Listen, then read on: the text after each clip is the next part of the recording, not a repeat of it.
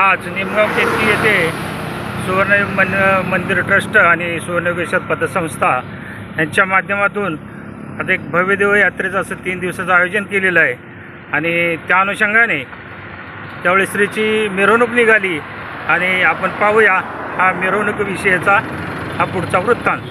सर्वात जास्त पाऊस कुठं पडला असेल तर तो निमगावमध्ये पडलेला आहे। त्यामुळं त्या गणेशाचा आशीर्वाद तुम्हाला निश्चित प्रकारे सर्वांना आहे। सगळे जवळचे मित्रमंडळी इथं गावामध्ये एकत्र येतात, जवळचे पाहुणे एकत्र येतात आणि त्या निमित्ताने एक मन हलकं होतं। उद्या मुंबईला महत्त्वाची एक बैठक आहे, त्यामुळे खरं तर मुंबईला तर मी नक्की कुस्त्याला तुमच्या आलो असतो आणि नेमकं इथं काहीतरी त्यावेळेस काहीतरी असतं त्या दिवसामध्ये। मला वाटतं यात्रेला पण ह्या वर्षी मी नव्हतो,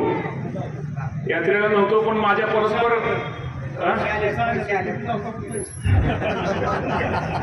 आता मी गणपतीच्या साक्षीने सांगतो अप्पा, मी बापूसाहेब दादा की तुम्ही निमगावकरांनी बनकर साहेब इतकं माझ्यावरती तुम्ही सगळ्यांनी प्रेम केलेले। तुम्ही खरंच निमगावकरांनी बाबा मला काही सांगायची बाबजी मला खरंच गरज नाही आणि शेवटी मला माहिती माणसं वेगळी प्रेम माणसं आणि त्यामुळं मगाशी तात्याने सांगितलं की तुम्ही न येता दिलं। तात्या माझं कर्तव्य होतं त्या भावनेनं ज्यावेळी आणि शेवटी काम करण्याची पद्धत 2 ठिकाणी वेगवेगळी असते। शो वगैरे तात्या कसं आहे, आपण कोणाबद्दल काही बोलायचं नाही, आपला यात्रा आहे आनंदात कसं खेळत मिळत, पण तुमच्या लोकांचं माझ्यावरती खूप उपकार आहेत। अदलिक साहेब तुम्ही प्रेम करू अगर नका करू, पण निमगावकरांचं माझ्यावरती म्हणजे तुम्ही मी जनरल बोलतो ना, तुमच्या परत तुम्ही काही असाल अतुल।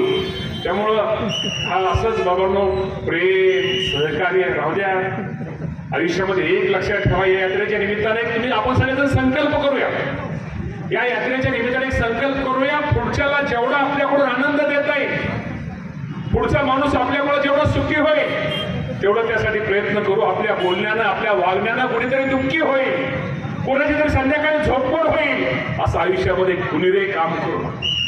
आणि तुम्हाला एक सांगतो, चांगल्या काम करणाऱ्या माणसाला संकट असतातच, अडचणी असतातच, दगड मारणारे लोक जास्त असतातच, त्याचा कधी विचार बाबा कधी करू नका। लोक दगड मारताना पण या झाडाला पळत त्याला दगड मारतील ना।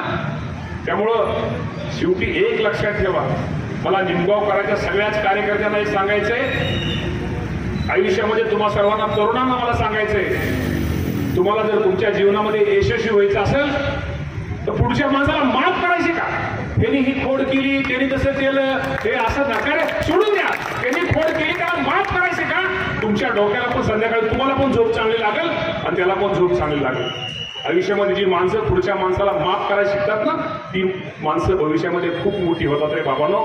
त्यामुळे हे राग लोभ कोण टीका टिप्पणी हे चालणार, हेच त्याला जीवन म्हणतात।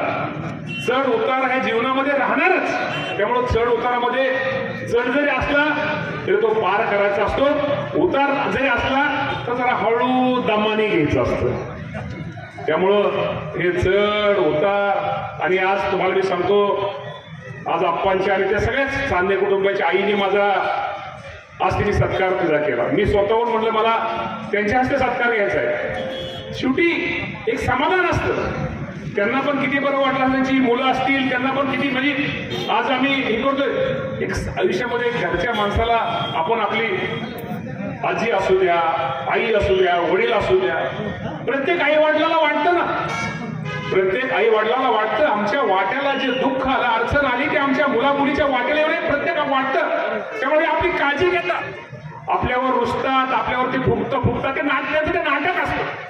त्यामुळं बाबांनो जेवढं आपल्याकडून आपल्या आई वडिलांची काळजी घेता येईल, आपल्या आई वडिलांवरती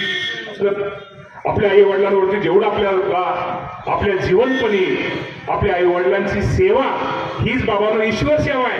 त्यासाठी कुठं 2000 किलोमीटर तिकडे बाराजीला 2000 किलोमीटर कुठंतरी वैष्णोदेवीला जायची गरज नाहीये। उगाच ठीक आहे जा फिरायला वगैरे जा, पण तुम्हाला खरंच देवी बघायची असेल तर घरच्या देव बघायचा असेल तर घरच्या वडिलांच्याच बघा, आणि आई बघायची असली देवीचं बघायचं आईमध्ये बघा रे बाबांनो। त्यामुळं आज हा खूप चांगला कार्यक्रम खुश आप्पा, तुम्ही सगळेच मंडळी, तुमचे सगळे ट्रस्ट, सगळे ट्रस्टी, आमचे बापूसाहेब तर पुण्यावरून ह्या टायमिंगला येतातच. त्यामुळं मला आज आमचे पवार साहेब वगैरे सगळी मंडळी काय आज जरा थोडी आता मी पण राजकारणात येऊन 20 वर्ष झाली, त्यामुळे आता काय माणसाला थोडी म्हातारी दिसायला लागली, थोडी जरा काय साहजिक एक माझंच आता वय वाढलं म्हणल्यानंतर काय. त्यामुळं आज इथं बाबांनो असंच आपण सगळेजण हसत खेळत राहूया, आनंदात राहूया. आणि आज खूप चांगला कार्यक्रम, एका चांगल्या कार्यक्रमाला आज सकाळ आरतीला आलो.